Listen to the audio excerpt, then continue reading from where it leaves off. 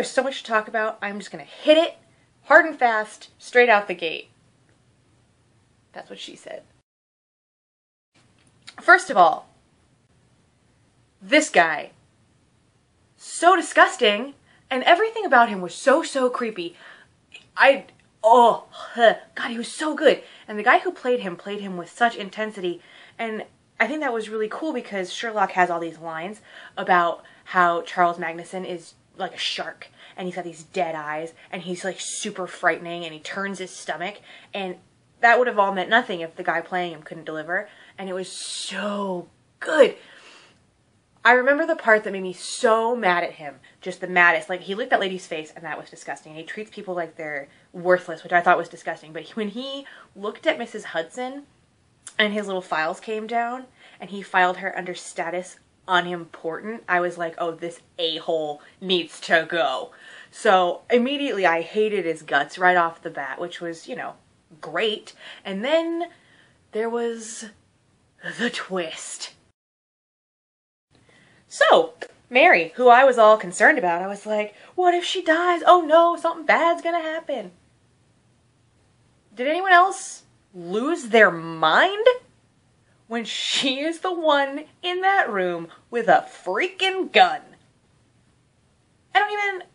What? And I didn't see it coming, and I suppose now that if I looked at it again, which I have, I would see sort of clues like the Claire de Lune and all that stuff, and I was like, if I was looking, I would know, but I didn't know.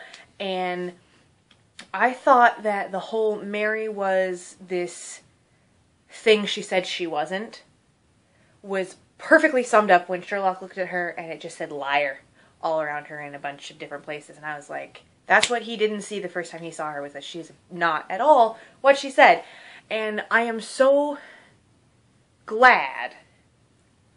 And even after all of like the nonsense that she put him through, and after all of this weirdness and the lies, I could tell that she really loved John, and I am so glad that he reconciled with her. And I like the way it happened too, because he straight up was like, I'm still going to be quite pissed off with you. And she was like, I know. And he's like, and it might come out sometimes. And she was like, I know. But they still were so perfect together. And I think that it's true what Sherlock says, is that he attracts that type of situation because it's what he loves. And he loves her. And I was so happy that they ended up reconciling. Because I was going to be real pissed if she turned out to be a bad guy. Let's talk about Janine. Poor, sweet Janine. I mean,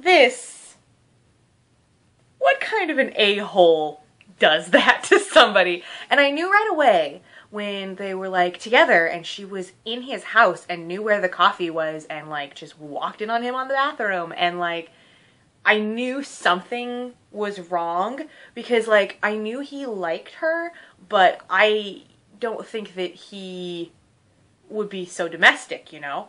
And so I knew there was something going on, but to fake engage her so that he can get close to a freaking case, come now, Sherlock, that's just rude. And I think that it's funny that at the end she was like selling his stories and his secrets to tabloids because she knew he could handle it. And I liked that at the end she was like, you're a lying bastard. And he was like, you're an opportunistic tabloid whore. And she was like, so we're good? And he's like, we're good. And they are. And I think it's true what she said, we could have been friends. And they aren't going to be friends. But they're not going to be enemies by any means. And I think that is so great. And I think that that whole relationship was really funny and interesting. So Sherlock has his mind palace, you know, he's all going through his stuff, and he's like walking through the halls and going up and down the stairs, and Magnuson has the Appledorf vaults, which turns out are completely in here, which I actually called, which never happened, so I'm real proud of myself.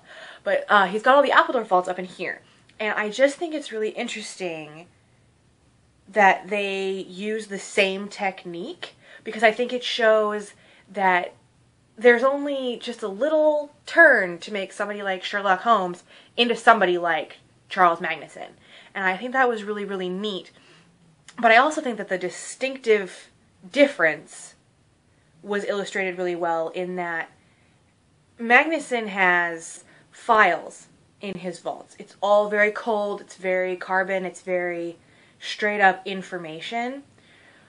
Whereas when we go into Sherlock's mind palace when he's dying, essentially, we see all of these people and all of these rooms with character. And I think that is so, so cool because it turns out that, yes, it is full of information and facts and figures and all of these things, but it is also full of people who help him solve things. Like Molly Hooper slapping his ass around being like, you need to focus and you need to survive, and here is medically what is happening to you. Figure it out.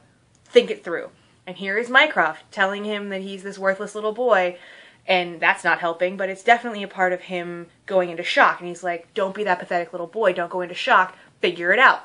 And then, down in the dungeon, he keeps Moriarty down there. What? And it was so creepy. God, that room. And Moriarty on the chain, which I think is very telling that he keeps Moriarty on a chain in the basement room of his mind, you know? And he's telling him all about pain and how pain and suffering and love and all of these things they're all good.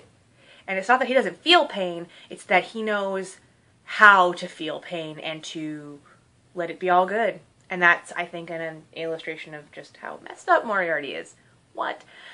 And then just a quick little side note, how freaking sad did it just break your heart when you saw baby Sherlock Holmes, that little curly-headed boy with the dog Redbeard, and just standing there on the steps with the guns pointed at him, and he's just like freaking out, and I just, oh God, baby Sherlock broke my heart. Broke my heart into 1,000 tiny little pieces on the floor, and then stomped on them with giant Spider Jerusalem boots. Really quickly, I want to talk about Sherlock's parents. That whole domestic situation between Sherlock and Mycroft and his parents in their house, it never ceases to please me and boggle my mind at how normal his parents are, particularly his dad, who Mary claims is the sane one, which I think is really cute. And then to see all of that happiness and the reconciliation between Mary and John and all this good stuff suddenly come to a screeching halt when you find out that Sherlock has drugged his entire family. Because getting fake engaged in one episode is not enough bastard behavior. He's also got to drug his entire family. It's silly, silly man. Really quickly, let's talk about for a second how at the end, Sherlock knows he's going on a 6-month mission, the end of which will be fatal. He knows this because Mycroft told him so earlier in the episode. He never tells John that. He just says, I'm doing some work in Eastern Europe, probably be about 6 months. But after that, I don't know. And it's because he's going to die. And he says Mycroft is never wrong. And that is ominous and sad. And so he gets on this plane after having this beautiful, heartfelt conversation about baby names, which if you read into it, and I think you can and you should, is him saying, like, I'm still here for you guys, I love you guys, please don't forget me. And then he gets on this plane and tries to fly away, and he actually looks kind of sad and haggard, and John would never have known. John would never have known it was a suicide mission. He just wouldn't have known. And so it would have been him and Mary and this baby in a life trying to make a life together. But then, fortunately, we come to the ending. Moriarty? I mean, what? Snap. That's what happened to my brain. Because, of course he's back somehow. Even if he's dead, and he's just got these plans that are coming back from after the grave. He's effed up enough. He could have done it. He's very smart, albeit insane. And, of course, how else would we have gotten Sherlock to not go off into Eastern Europe and die? So all in all, it was the best episode of the entire series, I think.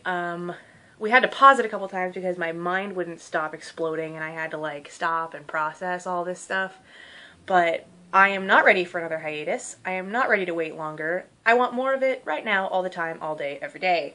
So if you guys working on it could get on that, that would be swell.